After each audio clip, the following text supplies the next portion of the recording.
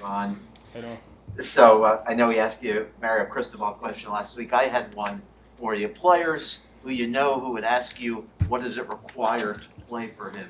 What qualities does he value that are essential for players to have who want to play for him? You would say what?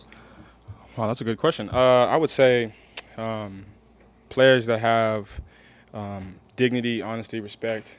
They're hard workers and they buy in. That's really what it's all about. That's what was reiterated to us, just about buying into the process, trusting it, and then believing in what the coaches have for us, and then going out there and executing. What does Mario Cristobal mean to you, and what has he given you as a player?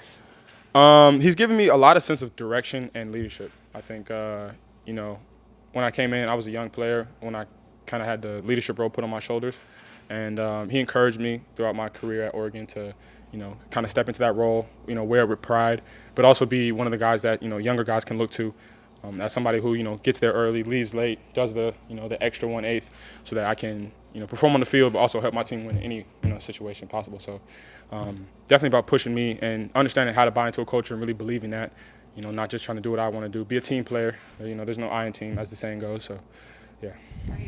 I know he's been busy, and you're busy too, but have you talked to him or been like, hey, we're both here? No, I haven't reached out. I mean, it's common knowledge, obviously. I'm down here, but he actually texted me a couple weeks ago. Just congratulating me on having a good season and continuing to, like I said before, he wants guys to continue to work hard, and so that's what he reminded me. Always stay humble, never be complacent.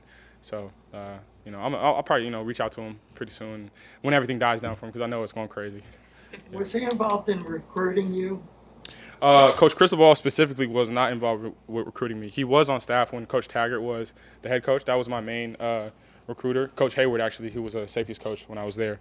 And then, but when Cristobal, it was like this whole movement of Cristobal in, and the guys were like, we want Cristobal as their coach. So one of my officials met with him, talked to him, and after that I was like, yep, this is the guy, really. And so that was mostly it was almost like we were recruiting him to Mr. Mullins so that he could be the head coach, if you put it that way.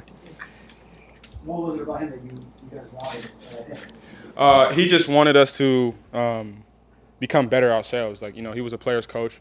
People enjoyed him, enjoyed the way he coached, enjoyed his his energy on the team. He was electric. You see that on the field. He's a fireball of energy.